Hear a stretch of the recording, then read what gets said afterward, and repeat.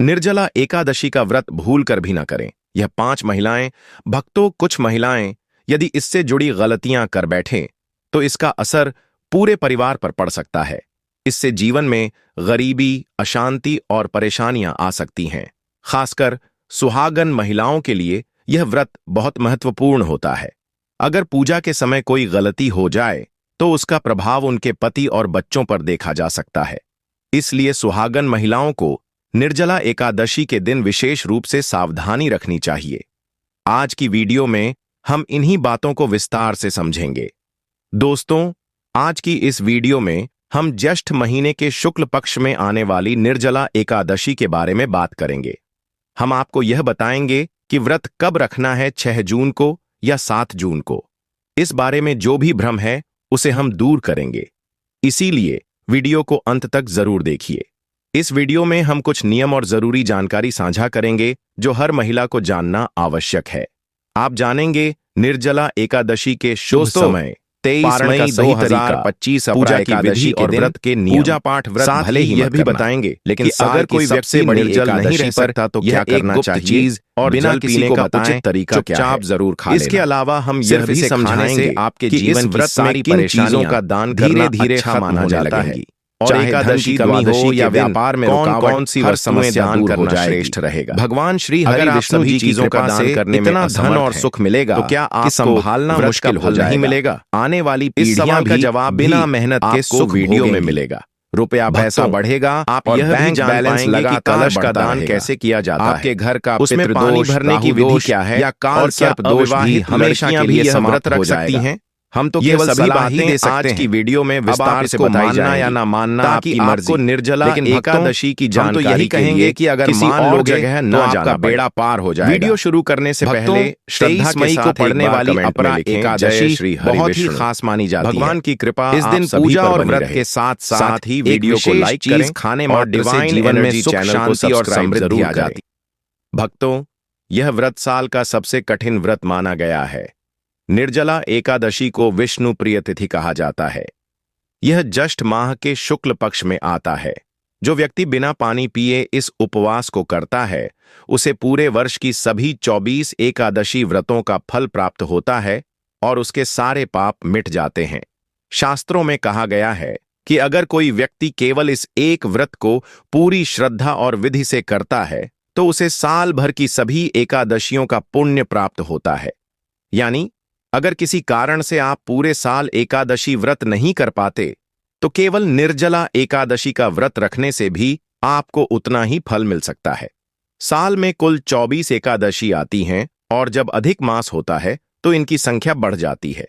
लेकिन सभी एकादशियों का फल दोस्तों केवल निर्जला मई 2025 अपरा एकादशी के दिन है, क्योंकि यह व्रत भले ही सबसे कठिन होता है, लेकिन साल की सबसे बड़ी एकादशी पर पानी नहीं पीनी चाहिए। चीज यही बिना किसी को बताएं है, चुपचाप जरूर खा लेना। इसे निर्जला एकादशी कहा जाता है। जीवन की सारी परेशानी में अगर हम धीरे-धीरे पूरे नियम और श्रद्धा से, चाहे धन की कमी हो या व्यापार में रुकावट, हर समस्या दूर हो जाए। दान दक्षिणा भगवान श्री हरि विष्णु जी की कृपा से इतना धन और सुख मिलेगा, अन्न और जल का दाना मुश्किल हो जाएगा। इससे हमें आने वाली पीढ़ियां भी एकादशी बिना मेहनत के सुख भोगेंगी। इस व्रत रुपया पैसा बढ़ेगा भी कहा जाता है क्योंकि लगातार बढ़ता दानव, नाग के घर का पितृदोष, राहु नवग्रह या काल सर्प दोष भी हमेशा के लिए समाप्त हो जाएगा। भगवान विष्णु की हम तो केवल सलाह ही दे सकते हैं।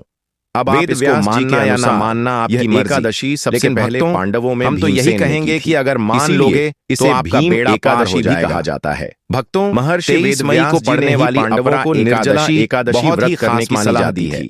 इस दिन पूजा और व्रत के महाभारत के समय एक विशेष व्रत का वर्णन मात्र से जीवन में सुख शांति और धर्म पालन के लिए एकादशी व्रत करते थे, तब भीम को भूख बहुत अधिक लगती थी। वे बिना भोजन के नहीं रह सकते थे, इसलिए उनके लिए महीने में 2 बार उपवास करना कठिन हो जाता था। जब परिवार का दबाव बढ़ा तो भीम ने महर्षि वेदव्यास जी से अपनी परेशानी बताई। उन्होंने कहा, पितामह, मेरे परिवार के सभी सदस्य उपवास करते हैं और मुझ पर भी दबाव बनता है। मैं पूजा पाठ और दान कर सकता हूं, लेकिन उपवास करना मेरे लिए कठिन है क्योंकि मेरी भूख बहुत तेज है। तो क्या मैं केवल इस कारण एकादशी जैसे पुण्य व्रत से वंचित रह जाऊंगा? तब महर्षि वेद व्यास जी ने समाधान बताया और कहा, भीम। यदि तुम ज्येष्ठ मास के शुक्ल पक्ष की निर्जला एकादशी का व्रत कर लो तो तुम्हें पूरे वर्ष की सभी एकादशियों का फल मिलेगा। तुम्हें सुख, यश और मोक्ष की प्राप्ति होगी। उन्होंने कहा, इस व्रत के महत्व को स्वयं भगवान श्री कृष्ण ने बताया है। यदि तुम केवल एक दिन निर्जला एकादशी का व्रत कर लो और श्री हरि की पूजा करो तो तुम्हें साल भर के सभी उपवासों के बराबर पुण्य मिलेगा। इसलिए मित्रों, निर्जला एकादशी वह एकादशी है जो वर्ष भर की सभी एकादशियों का पुण्य देने वाली मानी जाती है।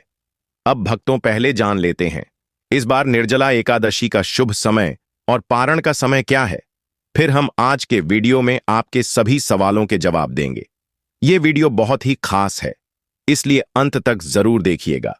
इस बार हिंदू पंचांग के अनुसार निर्जला एकादशी का व्रत 6 जून को रखा जाएगा। एकादशी तिथि 6 जून की रात 2:15 पर शुरू होगी और 7 जून की सुबह 4:45 पर समाप्त होगी। उदय तिथि के अनुसार व्रत 6 जून को रखा जाएगा और पारण 7 जून को किया जाएगा। इस दिन व्रत रहकर विधिपूर्वक पूजा करने से भगवान विष्णु की विशेष कृपा प्राप्त होती है। मित्रों, इस दिन सर्वार्थ सिद्ध योग भी बन रहा है। यह योग सुबह 5:24 से लेकर सुबह 6 बजे तक रहेगा। द्वादशी तिथि की शुरुआत 7 जून की सुबह से होगी, 6:07 से शुरू होगी, 22 पर होगी और यह 8 जून की सुबह 7:28 पर समाप्त होगी। इसलिए तिथि खत्म होने से पहले व्रत का पारण कर लेना चाहिए। व्रत खोलने से पहले भगवान विष्णु की पूजा करनी चाहिए और इस दौरान एयूएम नमो भगवते वासुदेवाय मंत्र का जाप करना शुभ माना गया है। इसके बाद भगवान के सामने हाथ जोड़कर व्रत के दौरान हुई किसी भी गलती के लिए क्षमा मांगनी चाहिए। द्वादशी के दिन जब व्रत खोलें तो भोजन में चावल जरूर लें। चावल खाने के बाद ही बाकी चीजें खानी चाहिए, क्योंकि इस व्रत का समापन चावल ग्रहण करके ही होता है। यदि संभव हो तो तुलसी जल या फल से व्रत खोलना उत्तम रहता है। मित्रों, अब बात करते हैं पहले सवाल की कि क्या निर्जला एकादशी का व्रत कुमारी लड़कियां रख सकती हैं? तो देखिए, सनातन धर्म के अनुसार यदि आपकी उम्र 8 साल या उससे अधिक है तो आप व्रत रख सकते हैं और एकादशी का पालन भी कर सकते हैं। यह व्रत सभी पापों से मुक्ति दिलाने वाला और भगवान श्री हरि विष्णु की कृपा पाने का एक पवित्र माध्यम है। इसे कोई भी व्यक्ति कर सकता है, चाहे वह पुरुष हो, स्त्री हो, कुमारी कन्या हो या विवाहित महिला। छोटे बच्चे, युवा और बुजुर्ग सभी इस व्रत को रख सकते हैं। अब अगला सवाल है कि निर्जला व्रत में पानी कब और कैसे पीना चाहिए और कब तक निर्जल रहना होता है। तो देखिए, नियम के अनुसार एकादशी के सूर्योदय से लेकर द्वादशी के सूर्योदय तक आपको बिना पानी के रहना होता है। यह व्रत कठिन होता है, खासकर ज्येष्ठ मास में जब गर्मी बहुत ज्यादा होती है। इस व्रत से जीवन में जल के महत्व को समझाया गया है।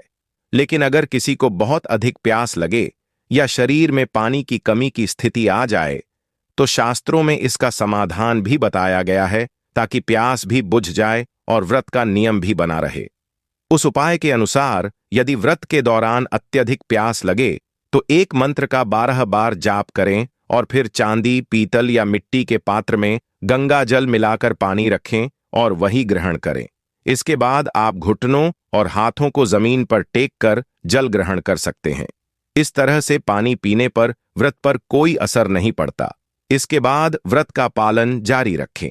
अगले दिन यानी द्वादशी के दिन अगर गला ज्यादा सूख रहा हो या शरीर बहुत कमजोर महसूस हो रहा हो तो थोड़ी मात्रा में जल ले सकते हैं। इसके अलावा कुल्ला भी कर सकते हैं, जिससे पानी गले के नीचे ना जाए और व्रत भी ना टूटे। भक्तों, अब बात करते हैं कि अगर आप निर्जल नहीं रह सकते तो क्या करें।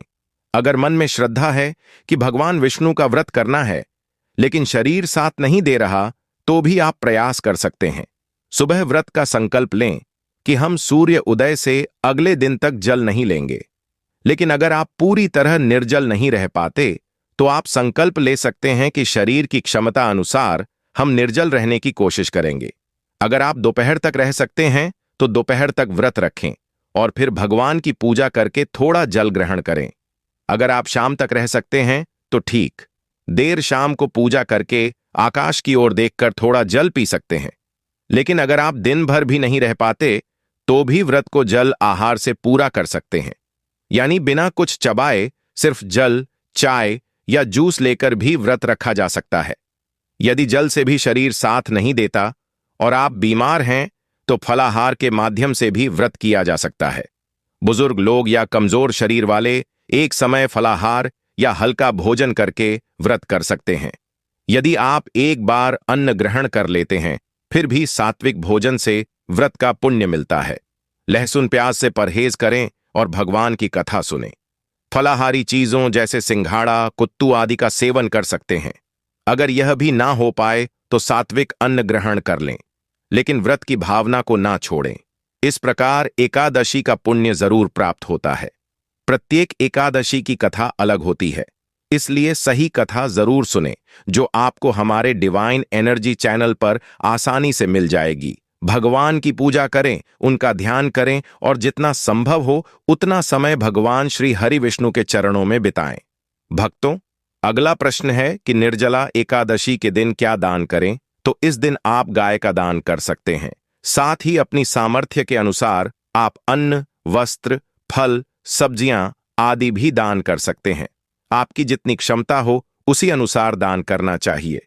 इस दिन जल दान का बहुत बड़ा महत्व होता है, इसीलिए अधिक से अधिक जल दान करें। इससे पुण्य फल मिलता है। आप अपने घर की छत पर या किसी खुले स्थान पर एक बर्तन में पानी भरकर पक्षियों के लिए रख सकते हैं। आप राहगीरों के लिए प्याऊ भी लगा सकते हैं। इससे भी आपको बहुत पुण्य मिलेगा। अब सवाल आता है कि एकादशी के दिन दान करें या द्वादशी के दिन। तो इसका उत्तर है दोनों दिन आप दान कर सकते हैं, लेकिन द्वादशी के दिन पारण करने से पहले दान करना ज्यादा श्रेष्ठ माना गया है। इसलिए आप एकादशी या द्वादशी किसी भी दिन दान कर सकते हैं या चाहे तो दोनों दिन भी कर सकते हैं। अब बात करते हैं कलश दान की। सबसे पहले कलश में शुद्ध जल भरना होता है। आप तांबे या किसी भी धातु का कलश ले सकते हैं। घर से ही उसमें जल भरें, फिर उस पर एक सफेद कपड़ा रखें और चीनी भी रखें। अगर आप चाह तो फल और वस्त्र भी इसी के साथ रख सकते हैं। यह सारा सामान घर से तैयार करके ही लेकर जाएं। फिर आप इसे किसी पंडित को या मंदिर में दान कर सकते हैं। इस विधि से निर्जला एकादशी के दिन दान करना श्रेष्ठ होता है, लेकिन व्रत करने वालों और उपवास रखने वालों को इस दिन 3 बातों का विशेष ध्यान रखना चाहिए। गुरुजी कहते हैं कि स्त्रियों को इस दिन अपने बाल नहीं धोने चाहिए और बाल कटवाना भी इस दिन वर्जित माना गया है। माना जाता है कि जो भी एकादशी के दिन बाल धोता है या कटवाता है उनके पति के जीवन में संकट आ सकता है और ऐसी महिलाओं को अगले जन्म में नागिन की योनि मिलती है। साथ ही इस दिन मांस, मदिरा, मसूर, उड़द, बैंगन और चावल का सेवन नहीं करना चाहिए। मित्रों, जो लोग इन चीजों का सेवन करते हैं वे पाप के भागी बनते हैं और उन्हें 84 लाख योनियों में भटकना पड़ता है। गुरुजी ने बताया कि एकादशी से एक दिन पहले भगवान विष्णु ने माया के डर से चावल में छिपकर शरण ली थी। इसलिए जो व्यक्ति एकादशी के दिन चावल खाता है वह पाप अर्जित करता है और अपने परिवार के लिए संकट बढ़ाता है। तो दोस्तों, यह वह जरूरी बातें हैं जिन्हें गुरुजी ने एकादशी व्रत में ध्यान में रखने की सलाह दी है। शास्त्रों में बताया गया है कि निर्जला एकादशी व्रत करने से संतान सुख मिलता है। इस व्रत में अन्न और जल नहीं लिया जाता, इसलिए गर्भवती महिलाओं को यह व्रत नहीं करना चाहिए। वे केवल भगवान विष्णु की पूजा कर सकती हैं। यह व्रत वैवाहिक जीवन में सुख शांति लाता है और संतान प्राप्ति में सहायक होता है। हिंदू परंपराओं के अनुसार महिलाओं को मासिक धर्म के समय पूजा पाठ से दूर रहना चाहिए। ऐसे में यदि व्रत के समय मासिक धर्म आ जाए तो वे व्रत रख सकती हैं, लेकिन पूजा किसी और से करवानी चाहिए। इससे पूजा सफल मानी जाती है। उम्मीद करते हैं कि आपको हमारे डिवाइन एनर्जी चैनल द्वारा दी गई यह बातें जरूर पसंद आई होंगी। अगर आपको यह वीडियो अच्छी लगी हो तो कृपया वीडियो को लाइक करें और कमेंट बॉक्स में अपने सच्चे दिल से अपनी भावना जरूर लिखें।